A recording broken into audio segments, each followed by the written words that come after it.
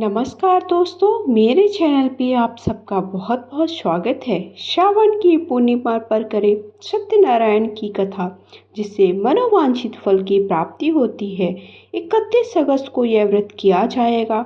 श्रावण की पूर्णिमा पर भगवान विष्णु के साथ भोलेनाथ और माँ पार्वती की भी पूजा की जाती है। श्रावण के महीने में आने वाली पूर्णिमा को श्रावण पूर्णिमा कहते हैं, जो कि 31 अगस्त को किया जाएगा।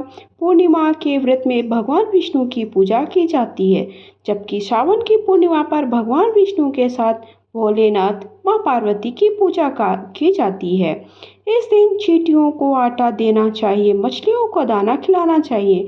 शाम को सत्यनारायण की कथा करने से मनोवांछित फल प्राप्त होते हैं। इस वर्ष श्रावण की पूर्णिमा पर भद्रा काल लग रहा है, जिसकी वजह से 30 और 31 अगस्त को रक्षाबंधन का पर्व मनाया जाएगा। सत्यनारायण की कथा मृत्यु को सम्मुख रखकर जीवन जीने को कहती है, जबकि इंसान अपने भौतिकवाद को ऊपर रखकर जीवन को मूल जाता है। कई बार भौतिकवाद और जीवन की सुख सुविधाओं के लिए गलत रास्ते भी अपनाता है, जो गलत है। शाम के वक्त सत्यनारायण की कथा करना बहुत ही अच्छा माना जाता है, जिससे जीवन में सकारात्मकता आती है। बार योगी नारद जी ने भ्रमण करते हुए मृत्युलोक में प्राणियों को अपने अपने कर्मों के अनुसार तरह तरह के दुखों से परेशान होते देखा, जिससे उनका हृदय द्रवित हो उठा। वे वीणा बजाते हुए अपने परम आराध्य भगवान श्री हरि के शरण में श्री सागर पहुंच गए और स्थिति पूर्वक बोले, हे नाथ, यदि आप मेरे ऊपर प्रसन्न हैं तो मृत्युलोक के प्राणियों की व्यथा हरने वाला कोई उपाय बताएं। तब भगवान ने कहा, हे वत्स, तुमने विश्व कल्याण की भावना से बहुत ही सुंदर प्रश्न किया है। अतः आज मैं तुम्हें ऐसा व्रत बताता हूँ जो स्वर्ग में भी दुर्लभ है और महान पुण्यदायक है। मोह के बंधन को काट देने वाला है। जो भी व्यक्ति श्री सत्यनारायण व्रत विधि विधान से करता है, उसे संसारिक सुखों को भोग कर परलोक में मोक्ष की प्राप्ति होती है। कथा के अनुसार एक सतानंद नाम का दीन ब्राह्मण, वह अपने परिवार का पेट भरने के लिए भिक्षा मांगता। ब्राह्मण के सत्यचारण व्रत का किया और भगवान सत्यनारायण की विधि पूर्वक पूजा की। इसके बाद ब्राह्मण को सुख की प्राप्ति हुई। वे अंतकाल सत्यपुर में प्रवेश कर गया। ठीक इसी तरह काष्ठ विक्रेता भील व राजा उल्कामुख भी निष्ठावान सत्यव्रती थे। ये भी सत्यनारायण की विधि पूर्वक पूजा करते थे। व्रत करने से इन्हें भी दुखों की मुक्ति मिल गई। श्री सत्यनारायण की कथा बताती है कि व्रत पूजन करने पर प्रत्येक व्यक्ति का समान अधिकार है, चाहे वह निर्धन हो, धनवान हो, राजा हो या व्यवसायी, ब्राह्मण हो, अन्य वर्ग, स्त्री हो या पुरुष। श्री सत्यनारायण कथा का यह निष्कर्ष निकलता है, जिस किसी ने भी सत्य के प्रति श्रद्धा विश्वास किया, उसके सब कार्य सिद्ध हो गए हैं। जैसे लकड़हारा, गरीब ब्राह्मण, उल्कामुख, गोपगणों ने सुना कि यह व्रत सुख, सौभाग्य, संपत्ति सब कुछ देने वाला है, तो सुनते ही श्रद्धा भक्ति प्रेम के साथ सत्य व्रत का आचरण करने में लग गए। फलस्वरूप इहलौकिक सुख भोगकर परलोक में मोक्ष की प्राप्ति की। पूर्णमासी के दिन ये कथा अवश्य सुने। कथा है, द्वापर युग में एक समय की बात है। यशोदा जी ने कृष्ण ने कहा, हे कृष्ण, तुम सारे संसार की उत्मुक्त पोषक उसके संहार करता हो। आज कोई ऐसा व्रत मुझसे कहो जिसके करने से मृत्युलोक में स्त्रियों को विधवा होने का भय न रहे। यह व्रत सभी मनुष्यों की मनोकामनाएं पूर्ण करने वाला हो। श्री कृष्ण कहने लगे, हे माता, तुमने अति सुंदर प्रश्न किया। मैं तुमसे ऐसा ही व्रत कहता हूँ। सौभाग्य की प्राप्ति के लिए स्त्रियों को 32 पूर्णमासी का व्रत करना चाहिए। इस व्रत के करने से स्त्रियों को सौभाग्य की प्राप्ति होती। व्रत अचल सौभाग्य देने वाला, भगवान शिव के प्रति मनुष्य मात्र की भक्ति को बढ़ाने वाला है। यशोदा जी कहने लगी, हे कृष्ण, सर्वप्रथम इस व्रत को मृत्युलोक में किसने किया, सब विस्तार पूर्वक मुझे समझाएं। श्री कृष्ण जी कहने लगे, इस भूमंडल पर एक अत्यंत प्रसिद्ध राजा चंद्रहास से पालित अनेक प्रकार के रत्नों से परिपूर्ण कातिका नाम की एक नगरी थी। वहां पर धनेश्वर नामक एक ब्राह्मण, उसकी स्त्री अति सुशीला रूपवती थी। दोनों ही उस नगरी में बड़े प्रेम के साथ रहते। घर में धन आदि की कोई कमी न थी। पर उनका एक दुख था, उनके कोई संतान न थी। दुख से वह अत्यंत दुखी रहते। एक समय एक बड़ा तपस्वी योगी उस नगरी में आया। वह योगी उस ब्राह्मण को घर छोड़कर अन्य सभी घरों से भिक्षा लेकर भोजन करता। रूपवती से वह भिक्षा नहीं लिया करता। उस योगी ने एक दिन रूपवती से भिक्षा न लेकर किसी अन्य घर से भिक्षा लेकर गंगा किनारे जाकर मिष्ठान्न को प्रेम पूर्वक खा रहा था कि धनेश्वर ने योगी का यह सब कार्य किसी प्रकार से देख लिया। अपनी भिक्षा के अनादर से दुखी हो धनेश्वर योगी बोला, हे मात, आप सब घरों से भिक्षा लेते, मेरे घर की भिक्षा कभी नहीं लेते, इसका क्या कारण है? योगी ने कहा कि निसंतान के घर की भीख पतितों के अन्न के तुल्य होती है। जो पतितों का अन्न खाता है वह भी पतित हो जाता है। तुम निसंतान हो, पतित हो जाने के भय से मैं तुम्हारे घर की भिक्षा नहीं लेता हूँ। धनेश्वर की यह बात सुनकर अपने मन में बहुत दुखी हुआ। हाथ जोड़कर योगी के पैरों पर गिर पड़ा। अंतर्भाव से कहा, हे महाराज, यदि ऐसा है तो आप मुझे पुत्र प्राप्ति का कोई उपाय बताएं। मुझ पर अवश्य ही यह कृपा कीजिए। धन की मेरे घर में कोई कमी नहीं, परंतु पुत्र न होने के कारण मैं बहुत दुखी हूँ। आप मेरे इस दुख का कारण हरण करें। यह सुनकर योगी कहने लगे, हे ब्राह्मण, तुम चंडी की आराधना करो। घर आकर उसने अपनी स्त्री सब वृत्तांत कहा। स्वयं तप के निमित्त वन में चला गया। वन में जाकर उसने चंडी की उपासना की और उपवास किया। चंडी ने 16वें दिन उसे अपने स्वप्न में दर्शन दिया और कहा, हे धनेश्वर, जा तेरे पुत्र होगा, परंतु वह 16 वर्ष तक ही आयु को प्राप्त होगा, उसके पश्चात मृत्यु को प्राप्त होगा। यदि तुम दोनों स्त्री पुरुष 32 पूर्णमासी का व्रत विधिपूर्वक करोगे तो वह दीर्घायु होगा। जितनी तुम्हारी सामर्थ्य हो आटे के दिए बनाकर शिव जी की पूजा करना। पूर्णमासी को 32 जो जाने चाहिए। प्रातः काल होने पर उस समीप स्थान पर तुम्हें एक आम का वृक्ष दिखाई देगा। उस पर तुम चढ़कर एक फल तोड़कर शीघ्र अपने घर ले जाना। अपनी स्त्री के से सब वृत्तांत कहना। ऋतु स्नान के पश्चात वह स्वच्छ होकर श्री शंकर जी का ध्यान करके फल को खा लेगी। तब शंकर भगवान की कृपा से उसको गर्भ हो जाएगा। जब वह ब्राह्मण प्रातः काल उठा तो उस स्थान के पास एक आम का वृक्ष जिस पर अत्यंत सुंदर आम का फल लगा था। उस ब्राह्मण ने उस आम के वृक्ष पर चढ़कर उस फल को तोड़ने का प्रयत्न किया, परंतु वृक्ष पर कई बार प्रयत्न करने पर वह चढ़ न पाया। ब्राह्मण को बहुत चिंता हुई। विघ्न विनाशक गणेश जी की वंदना करने लगे। हे दयानिधि, अपने भक्तों के विघ्नों का नाश करके मंगल कार्य को करने वाले, दुष्टों का नाश करने वाले, रिद्धि सिद्धि को देने वाले, आप मुझ पर कृपा करें। इतना बल दे कि मैं अपने मनोरथ को पूर्ण कर सकूं। इस प्रकार गणेश जी की प्रार्थना करने पर वह उनकी कृपा से धनेश्वर वृक्ष पर चढ़ गया।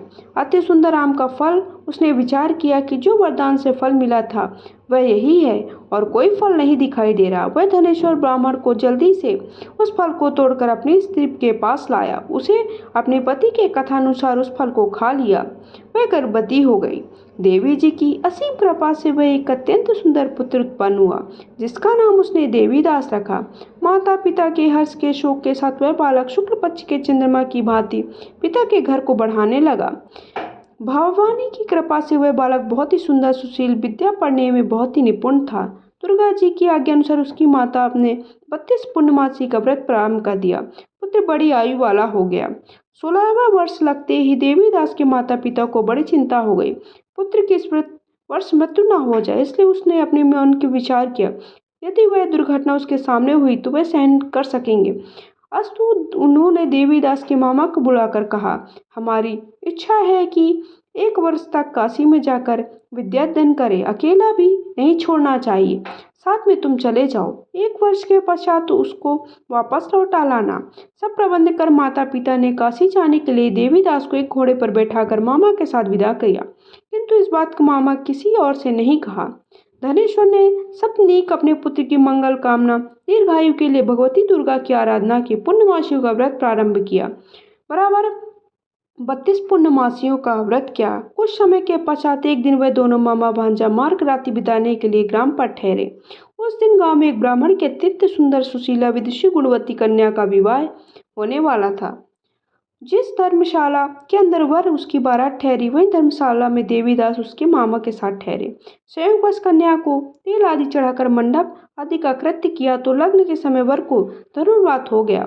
वर के पिता को अपने कुटुंबियों से परामर्श देकर निश्चय किया, देवीदास मेरे पुत्र जैसा ही सुंदर है, इसके साथ ही लग्न करा दूं, बाद में विवाह के अन्य कार्य मेरे लड़के के साथ हो जाएंगे।